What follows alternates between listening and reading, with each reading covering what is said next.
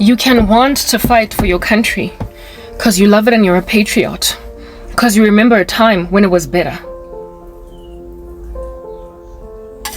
But when the structure that you are fighting is so monolithic that even when you make strides, when you make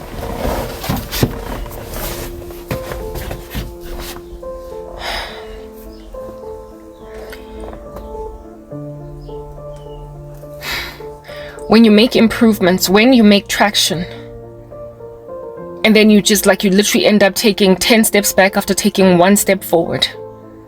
That's the kind of stuff that can get a person throwing in the towel on their nation and try to leave. If, however, they can't leave, they will end up killing themselves. You cannot live in an in Afghanistan when the Taliban was reignited because of what Joe Biden did. Properly, the American forces had created so much liberation to Afghanistan that women were able to study, that Christianity was allowed to thrive largely, that etc. Next thing, the body of Christ there was facing beheading, martyrdom, and women were kicked out of universities. The boys in Afghanistan out here rioted on behalf of women on some let the women finish their degrees, let them study. But the Taliban was like, no, over our dead body, because women are not supposed to study. They were out here trying to bring back laws that frankly people had already been set free from. And so what do you do as a woman that is in second year med school, all of a sudden being told by the Taliban that you can't study? Do you just take that in your stride, or do you try to leave your country? You will leave to try and finish your med degree in another nation, right? But if they then want to hold you hostage in your country, in Afghanistan, if they want to hold you hostage in Afghanistan and marry you off to some Taliban trainee, marry you off to some man that believes that you should perpetually be wearing a hijab, that you are frankly ill-disciplined to even know how to read, and that your core purpose is to just merely cook, be barefoot, pregnant, and lay under a man that you don't love, but he chose you. Because that's the thing with men, they don't care about reciprocity. It's about ownership instead of any real reciprocity in a marriage. Here it is that a man is out here choosing you for a wife, and you just gotta take it in your stride alongside and not be able to study ever. You would kill yourself. If you cannot live, if you can't leave, you would end up dying. I don't know how many times I have asked the Lord to leave South Africa, because there is a spirit in this country that is in operation that is just taking away the lives of women that grew up in a different regime, who were happy, who were at peace, who were tranquil with what they were doing, and now they're being forced to marry ridiculous men that don't make sense and also sit at home and do nothing, but without it being as brazen, as bold-faced. Because if they were to be brazen and bold-faced like the Taliban are, you're creating an entire edict, making it law, writing it into legislation, South Africa would not be able to stand against international scrutiny. It will not be able to stand against international courts, and frankly, they would not be able to stand against South Africans, because the country is apparently too much of a democracy. And this is where the new apartheid regime, created under a misogynistic umbrella, commenced. It uses magic.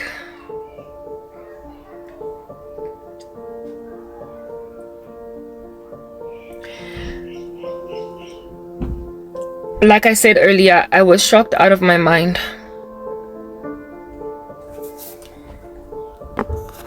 When I lost everything in 2014, to learn of just how much men harbored a particular sentiment, black men, I was shocked out of my mind to see that they're out here thinking like Shaka Zulu. They think it's 1807. I was shocked out of my mind to watch my male friends refuse to help me with basic stuff, with them telling me, just go back to your mother's house, you'll figure your way out.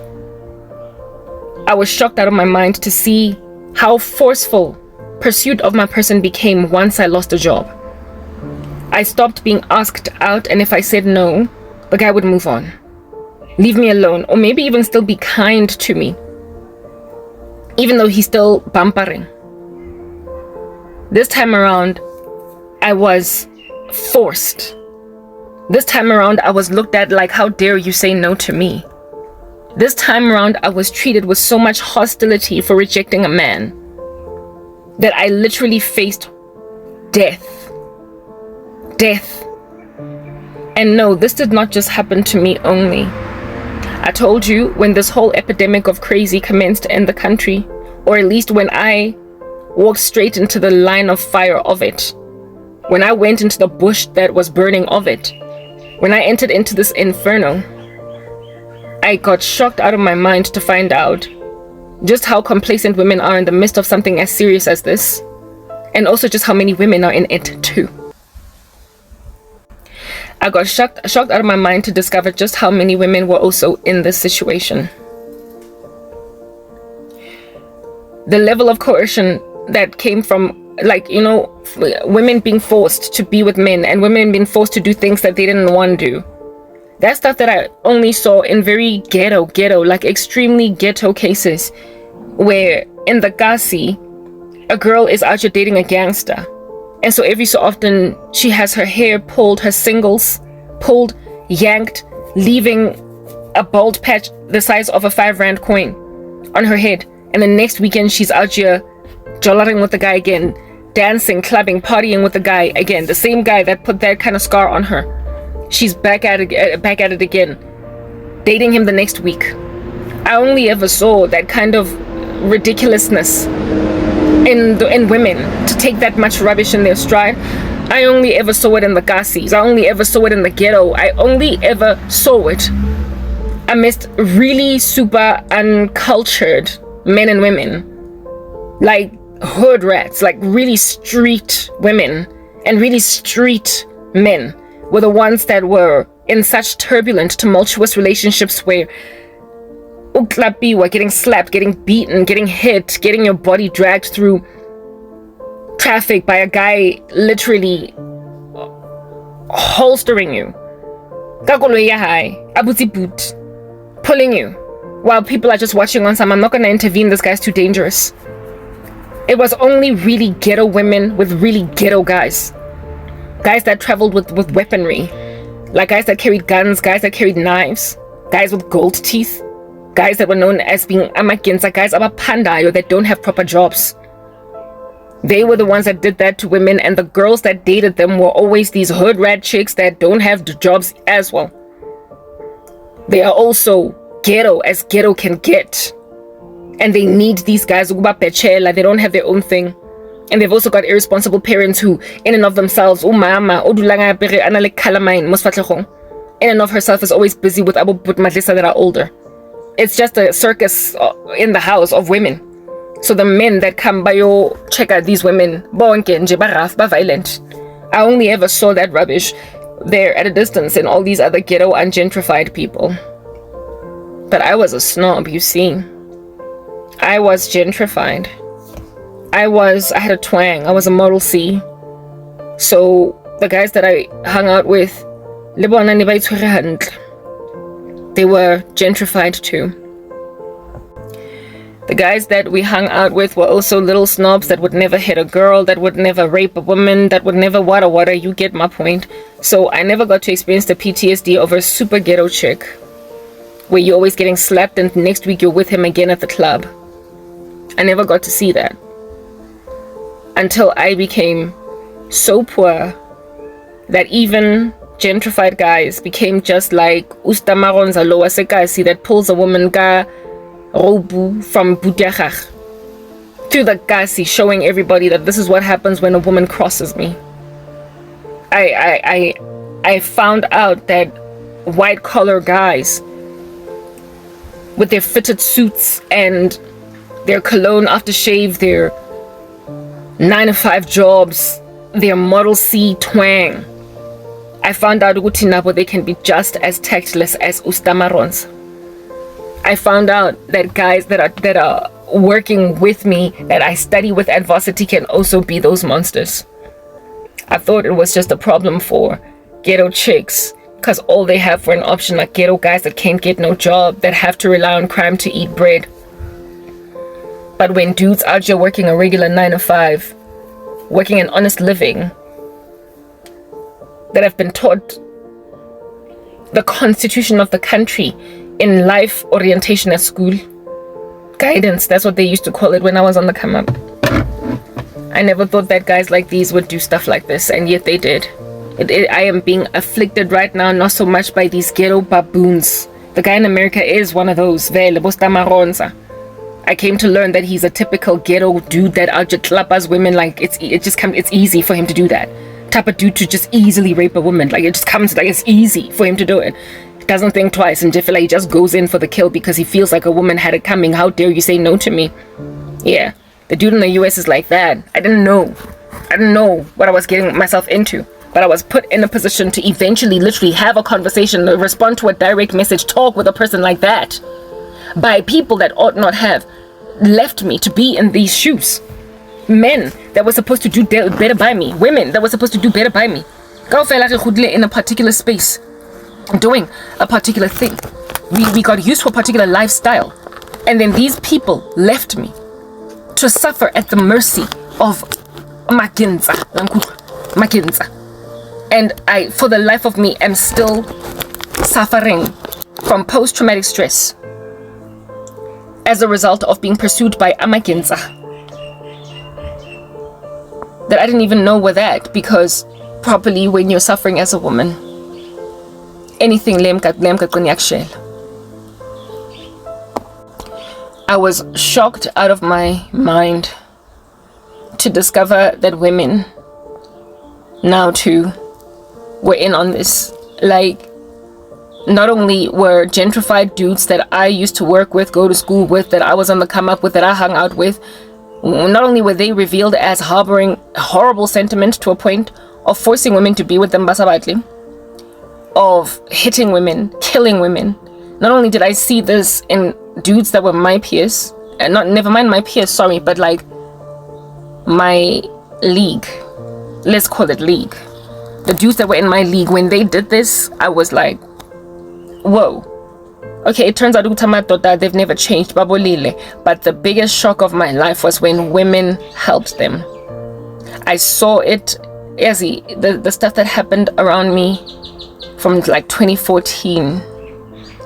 When I lost my job, I saw flames, okay? I saw disturbing scenes, like a carnage, a car accident, where you are seeing body parts on the floor as you drive by. I saw that kind of stuff, and it has just left such a bad taste in my mouth, such that for the next coming years, I would thoroughly try to fight it, only to be blocked from being heard by men and women, until I got to a point where I was like, God, please take me out of South Africa, because war is running in these streets. It is not a safe country anymore. It's the Ukraine that's been declared war on by Russia, so just go next door. Go to the nearest country. Go to Poland. It is a breakout of war in your backyard. So make like a refugee and go to another country until it simmers down. Because you see, the thing about a war, when it breaks out in your backyard, where yesterday it was fine, it was peaceful.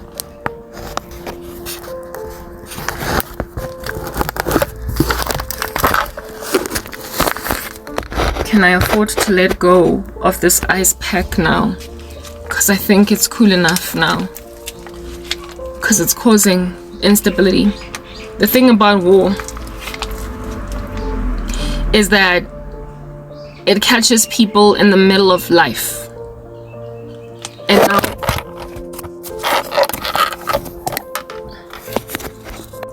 the thing about war is that it catches people in the middle of life. And because it catches them in the middle of life, they now have to stop life. It's unfortunate. Students have to stop studying. People have to stop going to work every day because it's no longer safe in the streets. They are then displaced sometimes and made to live in foreign countries or foreign villages, moving from pillar to post. So life as they knew it is gone. That's the nature of war. War has been declared on South Africa and people are in denial. Because look at my life. I was like a Ukrainian kid, a Ukrainian woman, a Ukrainian man, a Ukrainian anything. That one day was going to work, coming back from work, going to university, coming back from university, going to school, coming back from school. And then Putin invaded. And next thing I'm at the border of Poland, trying to flee as a refugee. But those that stay, they're facing constant shelling. They're facing imminent death. They're facing nothingness. Kindergartens are empty. Primary schools are empty. High schools are empty. And wherever there's still education happening, there's a risk that you're going to have to pack your bags and go and study under a different tree. That's the nature of war. It stops life dead in its tracks. It grabs a med student and makes them a matriculant. Someone that would have been a doctor in the future, once this war is over, after 5 years in the country, this individual will be nothing but a school leaver, perhaps maybe a waitress at a restaurant, but they were supposed to be a doctor, they were supposed to be a surgeon. That is what war does to people. And so anybody that does not believe that war has been declared on women in South Africa is in denial. Because I am in, literally my whole life is the life of a war-ravaged person, a civilian that has had to live a significantly different life from the one that she had before war broke out in her backyard. I had to drop out of school. I had to lose a job. I don't have proper family. Everything around me is dead. I can't work the kind of job that makes sense for my skill set. I am literally being vied for to go and scan groceries at the Pick and Pay, fold clothes at the Woolies, sweep streets, clean houses. My own family treats me like a domestic worker. This is the kind of stuff that happens to a person only because of war. And yet, people are looking at me like this is not what's giving. Another thing about war is that there are a lot more casualties, a lot more people die. The mortality rate of a country skyrockets because of war. So, the number of women that have been dying in South Africa since this gender-based violence under black men in particular has been declared on us has skyrocketed. Our mortality rate has skyrocketed. Our futures are no longer guaranteed. And perfectly viable women are finding themselves in marriages with psychopaths that don't make sense, or accepting the statuses of being dinyatsi when they would never have done that, or embracing in their stride isitembu when they would never have ever accommodated polygamy, or embracing in their stride knowing someone or two someones or three someones that were killed by boyfriends, slapped by husbands. Proper. South Africa is literally called the worst country to live in as a woman. Those stats would never be happy to admit that. Rather, it's the worst country to live in as a black woman. They don't want to make it about race, but it properly is about race. It is about race because there is no other single demographic of women in this country that is suffering the way that the black woman is. Only go and watch TikTok and every second, third video being shared by black women in this country, and you will hear of this common grain of ukuhlanga that is just not being resonated by colored women, Indian women, white women in the country. Literally nobody else is going through it. Yes, indeed. There are white women that are dying at the hands of their men, like Oscar Pistorius killed Reeva Steenkamp. But that is the exception to the norm. The norm is that the majority of these women that are going in the ground under gender-based violence are black. And the men who are killing them are also black. It's a black issue. They just don't want to represent that in the statistics.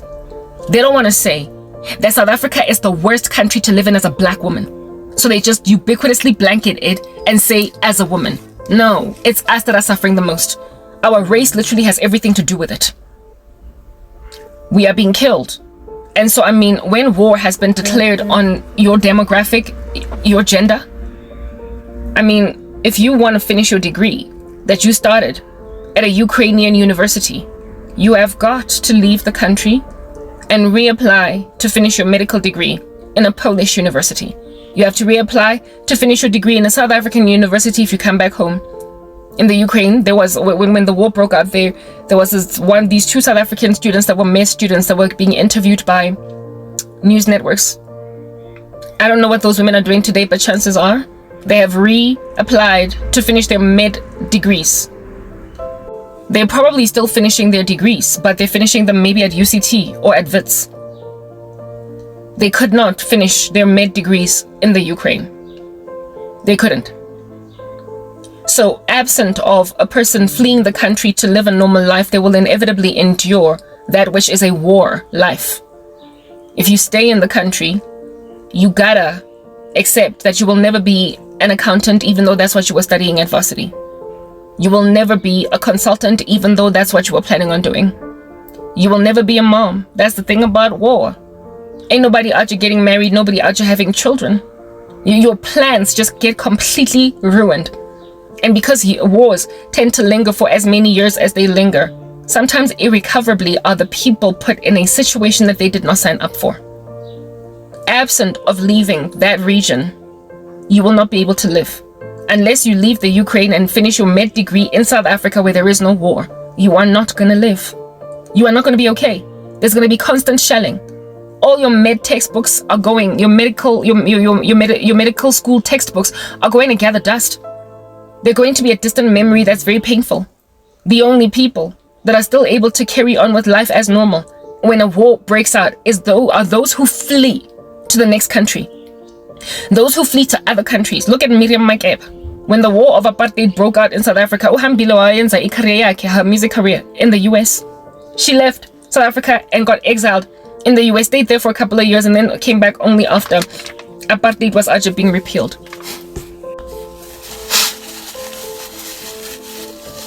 When your nation is at war, when your nation is ridiculous, I'm sorry. Absent of you leaving that country, you will either have to do one of two things. Be a war hero and try to recover your own country, or be one of those people that are always running from pillar to post, ducking, hiding, until whatever gives. My grandmother was a ducker and a hider, while everybody else was while basically braver men and braver women were fighting for the country. Well, when the war got declared on me in 2014, I fought. I chose to fight. I didn't duck. I didn't hide. I didn't settle. I didn't accept men like that. I didn't sleep with a guy to get a job because there's no other way out of it. I chose to fight. And now after 10 years, when it appeared as if when it is looking like proper, after 10 years, when I am finally happening upon social media content of women like me speaking and resonating a similar story, I'm thinking there is no way that in South Africa there can be so many women crying about the same thing and there not be anything getting done about it. There is no way that there is no intervening God. There is absolutely no way that nobody's coming for us. This here is not maintainable, because the way that you overwhelm a monolith is by rioting, is by fighting, it's by pushing back. When I discovered, especially on TikTok, that I'm not alone with all of these women speaking out, I realized, Uti, maybe there's hope. Perhaps maybe South Africa can live, because Abafazi are waking up to smell the coffee. But you see, that's just the thing. I'm in this dichotomy, this dilemma. I'm in it because women have put me in a position to suffer under these men. But you see, the thing that I'm experiencing, the reason why I declared war with it, remember, I was shocked, I was surprised. When I lost everything, I was surprised at the way that my own friends and family treated me, men that I was good peoples with, the way that they reacted to my case, treated me. I was shocked, but with that shock came prophecy. With that shock came a God that I serve, that showed me the reason why basadi are leaving you to die, why men who harbored certain sentiments are now doing nothing about you. I started to get a cornucopia of dreams. I started to get a whole bunch of dreams where I was shown what's going on. Not only did I get bewitched by a whole bunch of women tripping me up in my career competing, But I kept dreaming about very perverted little men that insisted on marrying me because that's apparently the only way that I'm gonna get out of this.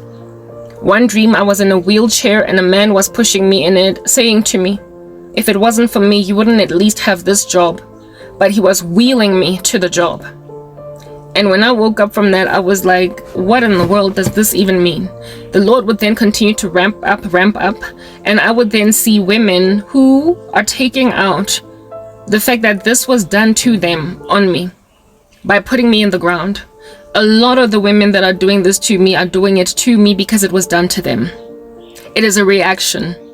They were done dirty. They were made to sleep with men to get ahead, even though they were perfectly qualified, perfectly skilled, and yet they were made to sleep with men. They were made to live with HIV after contracting it from husbands. They were made to be just mere single parents and baby mamas of guys that had promised to marry them, but they didn't marry them after they put babies in their stomachs. They were made. So many women were made to do things they didn't want to do by guys that made promises that they didn't keep. And so because of the way that they endured rubbish under these men, these women then made a decision to endure me through what they went through, in a spirit of, I'm not going to be in this alone. That then accounted for why women stood back and did nothing after I lost everything. Women including my own mother, women including my own sisters, women including my own female family members, women including best friends, women that I used to be very close with who now today are standing back waiting to attend my funeral because they've told themselves that they would rather I die than me be the one annoying, pesky little thing that does not get obliterated by war criminals, otherwise known as black men. A huge chunk of them. Bazitshele ukuthi we have all been raped by war criminals, so Karabo, you're not going to be the only one that gets out of here scot-free. You're not going to be the only one that walks around here without having to pop ARVs every day. You're not going to be the only one that walks around here without raising a child by yourself, albeit having been promised big things by the baby daddy at some point. You're not going to be the only one walking around here with a husband that's doting over you, that's not cheating on you. You're not going to be the only one that's not going to get her husband rocking up and telling you that he wants a second wife, a third and a fourth and whatever. You're not going to be the only one that is going to laugh at you when you are throwing your toys out the cot because your husband is cheating on you with her, because your husband clearly favors her over you and then tells you, take it or leave it. You're not going to be the only one. I discovered that women are doing this to me because they're reacting. At which point I then was like, naked Ray once had this thing, but the fight got so terrible, the situation in the country got so whack, that I realized that this is a monolith, there's a war, and everybody I am being killed by my own skin tone. If only I was several shades lighter with my hair less coily, I might have a better life if I was at least colored. Give me mixed, I'd have a better life. All I would need is for my blood to be mixed a little bit with white blood. Give me colored, move into one rung up. Then in that way, I don't have to endure the tyranny of the black community. My skin color is the reason why I cannot escape the grain of crazy, because black people rip each other apart because black people rip each other apart. Black people rip each other apart because black people rip each other apart. They rip each other apart because they've been ripped apart. And they will rip you apart purely because you're black. Any witch looking at me today can vouch for what I'm saying. They know that a good 90 to 95% of their victims are fellow blacks. You could be in competition with white Cassandra in the office for the same job, and yet you will be witch fast before you will go for Cassandra, fast before you will go for Samantha, fast before you will go for Candace. I have been bewitched by white people, by colored people, by Indians. But the grand majority, 75 to 80% of the people that have devastated my life have been black. 75% of the people that have done this to me, it's black people. So the majority of their victims are black. And the sad thing about it as well is that sometimes you're a complete stranger to them. They don't know you. They will meet you in the clubhouse, and after a day of chatting with them about snags in your apartment, they will be with you. And I say that because it happened to me once. Some chick I met in a clubhouse in one of the complexes where I stayed, and lawyer after just knowing me for one day. If I was an Indian fellow resident in that complex, she wouldn't have come at me. If I was a white fellow resident, she wouldn't have come at me. She wouldn't have come at me if I was colored. She wouldn't have come at me if I was Chinese, anything.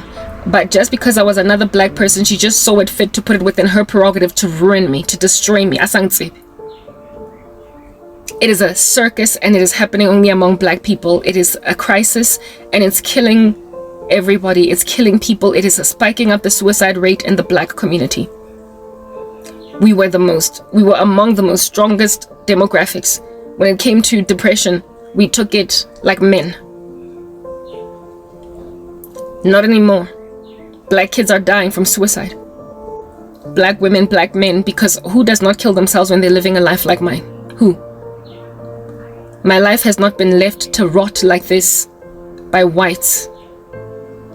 I might have been sabotaged by a cornucopia of people. The colleagues that pulled the rug from underneath my feet at MTN were a rainbow nation.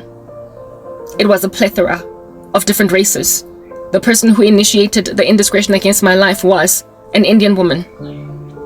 I then had Indian colleagues, coloreds, white people, white colleagues of all different races, shapes, sizes that contributed to me getting fired without cause. But those who kept me unemployed, those who made sure I never rise, and those who tried to ascertain that I sit in the house of a worthless man have all been black. It's been black women that have insisted that despite me warning that I am in danger, nonetheless insisted that I go and I take a worthless man in my stride. Nyangenga guys, mina, if I pass away, don't you freaking come to my funeral, Lankut. Because I keep on getting harassed, clobbered, like no man's business by men I am time and time again saying, and women are leaving me to suffer. Women are trying to shove me to these men, and fast and furious before I will take anything of that nature, I will die. And they keep going back to the drawing board, trying again. I told you I'm not freaking invincible. So if this thing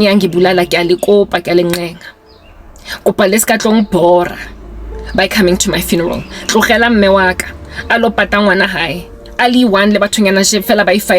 my family. But every last one of you, when you hear the news, where you're freaking sitting and regret inyongon yen nonk kotwa ninga do not freaking set foot. Go West Park Cemetery, because that's where God showed me if I died they would bury me. Go West Park. Don't you freaking set foot. You better not dare come, because you will have sat back and done nothing and watched me die at the hands of. And the reason why I'm speaking like this, there's a reason. It's because this thing has reached a point of no return now. I'm speaking like if I don't get fished out of, never mind this life, but South Africa, I will never be able to live. It's like apartheid that lingers for a century. If I don't leave the country, I will not escape the thing. I had dreams years ago. Just when I started. One of the first dreams that God showed me, dreams that showed me that could account for what was happening to me, was so disturbing I didn't even know how to understand it. I have explained that dream about 4 times all throughout the course of my ministry. It's sitting somewhere in the archives of my YouTube channel.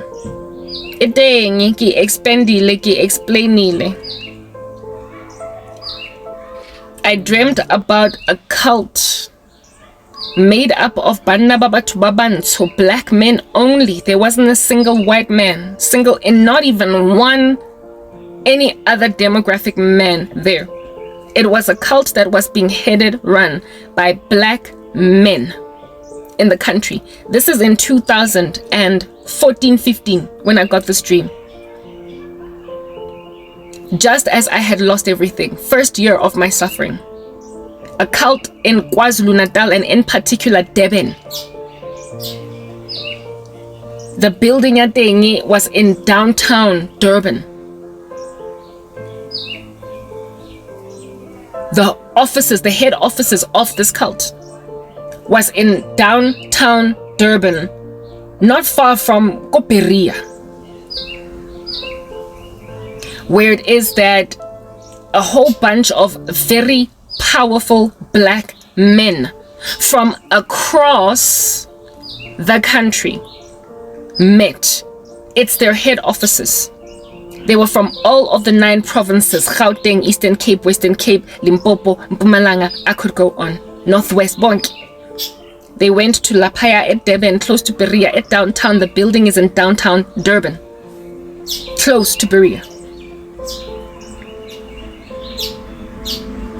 And these men in this dark room were literally planning the future of South Africa. And it had everything to do with ripping especially black women out of power. They were all black. Amidst these men were politicians, leaders, which is why I guess by Skelemsa Cyril Ramaphosa, I guess by Skelemsa Julius Malema, I guess by Skelemsa any black male politician, Angis Bonk, Angbatembi, Bonk. They are freaking working together.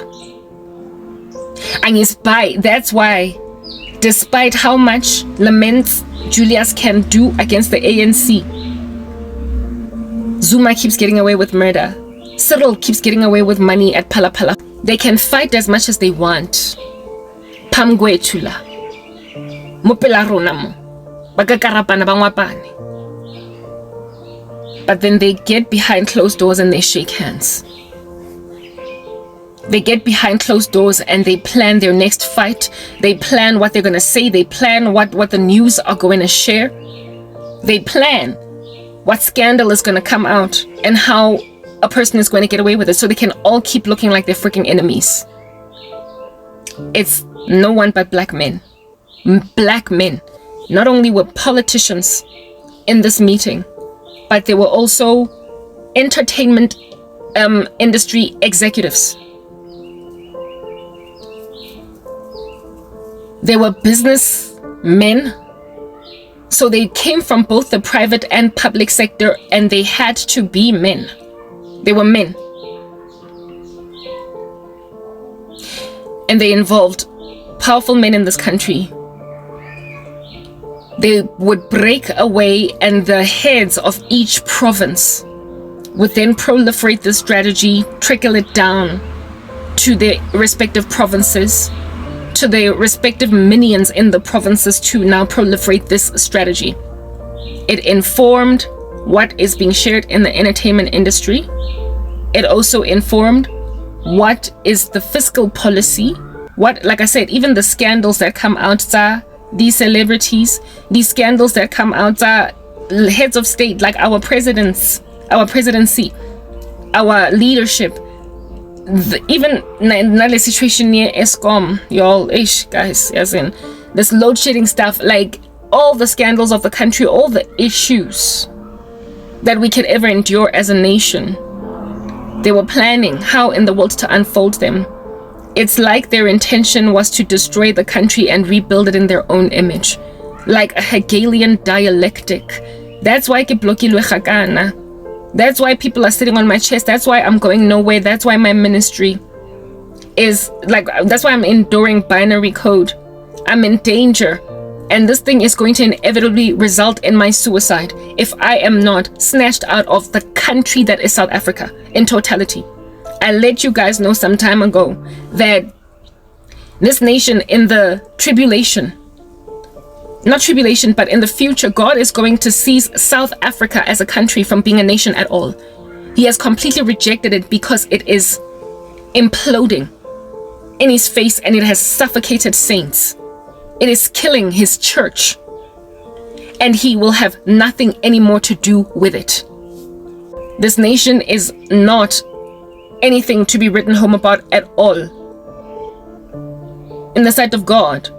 I told you that so much so has God written South Africa off that he doesn't regard me as South African, but as Israeli.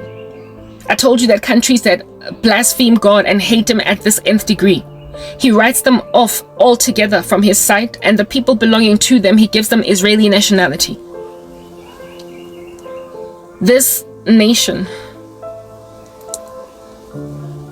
has concocted a strategy to recreate a patriarchy by absolutely shattering and devastating women, and in particular black women, because they're the ones that they can get to first.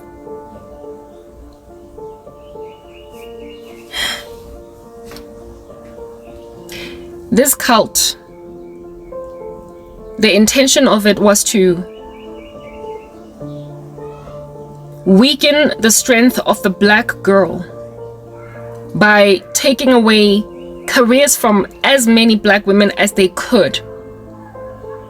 As many black women as they could, they would ruin their careers. And then those, basically they're targeting them from youth, right? Others they rip from careers, like Nabang Totsi slapping in the middle of Uksebenza. They are trying to keep us out of universities, but they know that they are going to look really bad if they take everybody out. So they're letting black women continue to study, and they're letting black women continue to work. But they are saying there are conditions for you to gain your strength. If you want to keep on growing from strength to strength, these are the things you have to settle for. The epidemic of us not getting married, having children out of wedlock, they're insisting on it. The epidemic of us having babies with boyfriends that make lofty promises, and then we give birth and then they are just there to pay child maintenance. It's another strategy to weaken us. They want us angry, they want us frustrated, and they want us therefore incoherent. They want us fighting so feverishly what they are that we will just end up being reduced to nothing but that very typical stereotype of ours, angry black woman. They are trying to get us ignored by the world because we are typical. They're trying to make us baby mamas of many children, but without either responsible or reasonable husbands, or without husbands at all. They are trying to create a strengthened man that has multiple baby mamas in these streets and multiple wives, so as to weaken even some of the most strongest of women. This cult, like I said, it happened in this building, KwaZulu, right? The men then were tasked to recruit women who would not know what the true strategy against the country was. These women were only given a portion of the information. So it would be like if they were Freemasons, the women would be like 3rd or 4th degree Masons, while these men were 33rd degree. Like they went all the way up. And then they went and they recruited women into these cults, but at lower degrees. There is no woman that is sitting at the most highest echelon of this cult.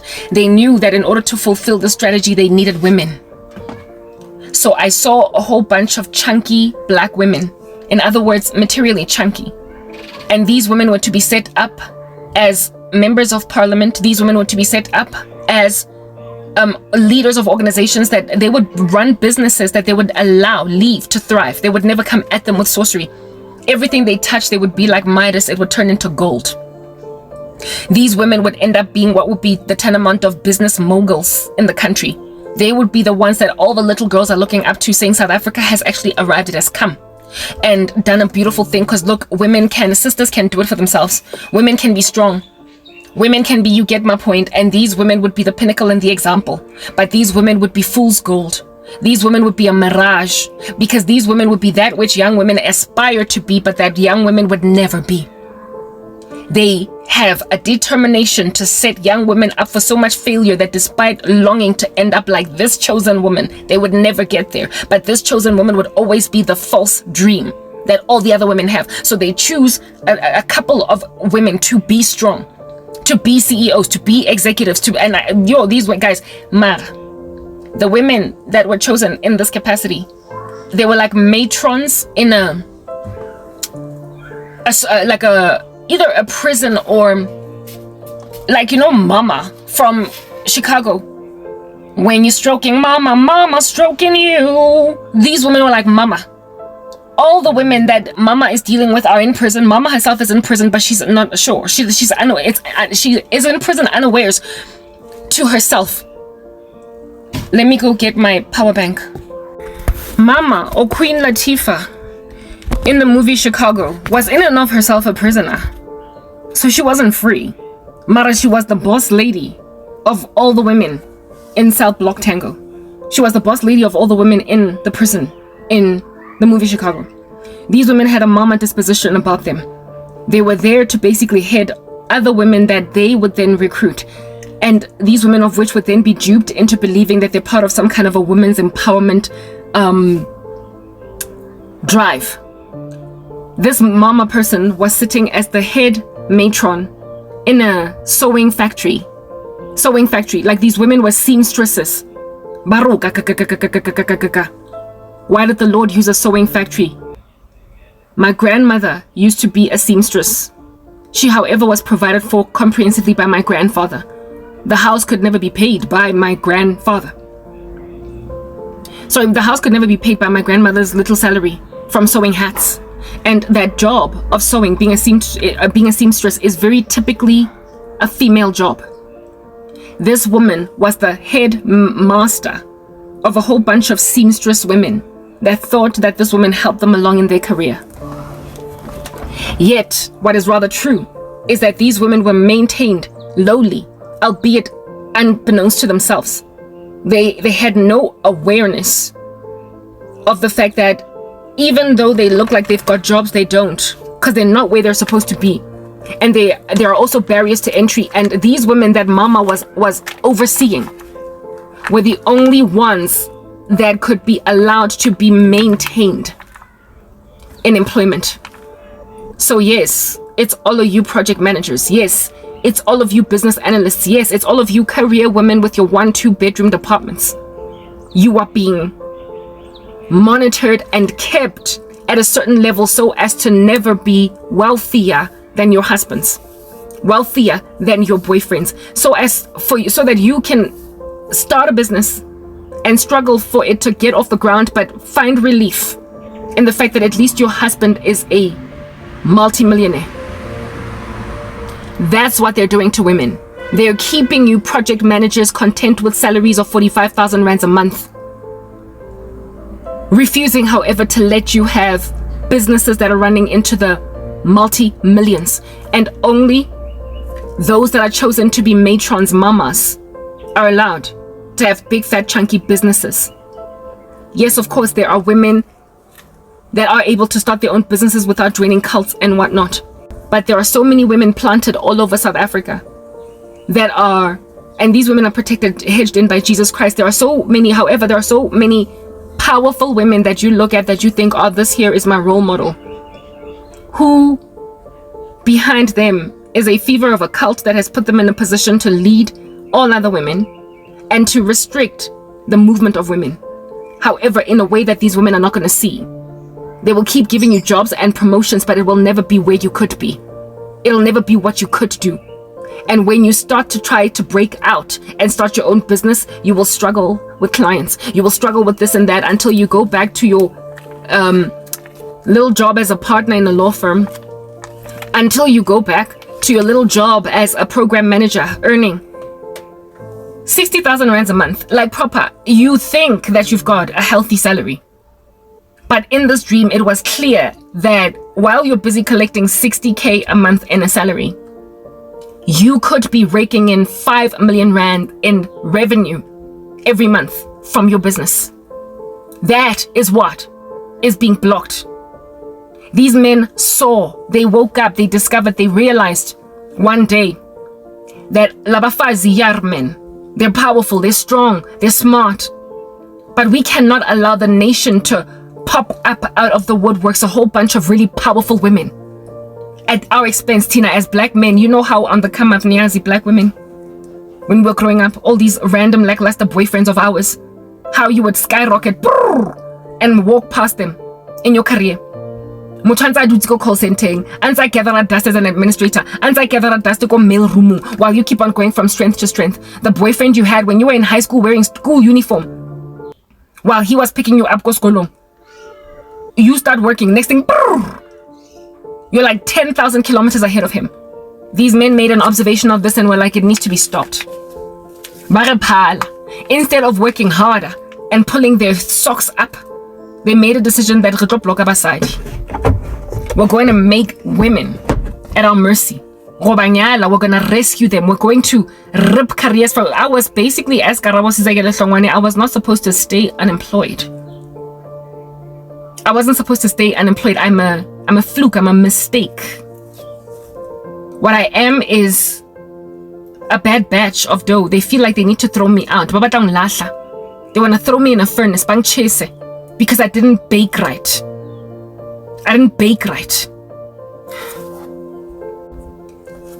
I was supposed to, after a year of struggling, after 2 years, accommodate some married men who put madlesa that would set me up in a business, that would hook me up with a job in the company that he is a general manager at. That's what was supposed to happen. They are trying to make women career whores. I was supposed to have a child, and then only they'll give me an opportunity to work. I was supposed to. Women don't even realize that when they're made to be so envious against women until they destroy their careers, that what they're doing over here is rather ending their own lives, shooting themselves in the foot. I was supposed to be restored to a job, to a career, to a life, but only by a man. I was supposed to get rescued by a man, but Christ would have nothing to do with it. My Christianity came in the way. My faith was the problem. The fact that I only have one Messiah, his name is Jesus, that became the issue. Azang bangkhona. So they made a decision from long ago because I kept on sharing this dream on YouTube. That's why my YouTube channel has been shadow banned for 10 years. I shared this dream. I was like, there's a cult in KZN, ko KwaZulu, ko Durban in particular, ko Pelapiri. And they have branched out into all of South Africa. And their intention is to utterly shatter the black strength in black women and only concentrated in men. But I said that there are consequences, ramifications to this cult that they did not sign up for. And among those consequences has been gender-based violence. It created hostile men. It created entitled boys. It made boys slap girls in clubs. It made boys chop up the bodies of their girlfriends and burn them and have them found in a dumpster. It made men hang women 8 months pregnant on trees. It made men rape women in post offices and then burn their bodies. It caused men to become so violent because what they used in order to achieve this was black magic. They also went out and recruited. I recall I said that the cult is in KZN. However, they are branched out across all our provinces. The ones who head the entire province would then go and recruit young men from high schools, young men from universities, young men in corporates, and they would offer them futures in order for them to continue to sabotage women in the offices where they work. And that's why these guys change on us. That's why they go awry. That's why our boyfriends start out good with us and then later on they change. They keep on getting recruited. And then once you have recruited 1 million, this million is then going to influence abangan bakhe and then start to send out business cards and invite in. My ex-boyfriend changed on me overnight because one of these boys called him into this overarching cult. This misogynistic cult that hates abafazi. That's why in high school they start out alright. That's why they're good people. So that's why you study with them at varsity. You are cool. And then one day he's got a whole man thing about him. He's got a whole chauvinism thing about him. He's got a whole thing about him that is giving, you're just a woman. Whereas he never used to have that. However, the thing about misogynists is that they're weird that way. They hate women yet they like having sex. So they will keep on jollaring with us, putting babies in our stomachs, but they will never ever treat us right. They're lovers. Not only that, it's a cult where it is that they're trying to strengthen manhood, so men are out just sleeping with men. Each other. They are spreading diseases across South Africa through these sex rituals that they do in these types of cults. The matrons, the mamas that are hired to basically oversee women who in and of themselves are unaware that they are in an overarching prison. The women who would break out of their clutch and decide to do a different thing. I remember in my dream, one of the women left this room where everybody was busy sewing garments to go outside and do her own thing. She fell to her death because the building was dangerous. It was not under construction, but it was not fully done. It's like trying to walk, like imagine walking on the 30th floor of a building, of a skyscraper, and there is a broken, like what is this, and the one level they haven't put like cement on the floor. It's a hole that you can just fall into, to the 29th floor, and then the 28th floor, and then the 27th, and you only land on the 26th floor. It had those kinds of architectural errors in it, such that women who exited this room, whenever they got out, they would just fall to their death because of the ill-built building that we were in. So the women who were smart, which I ended up being in my dream, ended up walking on the walls like this, staying close to the wall so that they could hold on to something. And this dream would then morph into my old high school, and the only classroom that was available out of a high school was not geography, not history, no, not accounting, not mathematics, but home freaking economics. There was a subject in my high school called home ec, where women were taught how to sew, how to bake, how to cook, how to do whatever. The only class that you could attend in my whole entire high school was home ec as a woman. Basically, they're saying we need to make more homemakers out of women. We need to take more of them out of careers, and those that are in careers, they have to be monitored, and only a small remnant of them will be allowed to fly like a bird without compromising themselves. The rest of them are going to sleep with us. The rest of them are going to be our nyatzis. The rest of them are going to forget about their principles. The rest of them are going to their etc.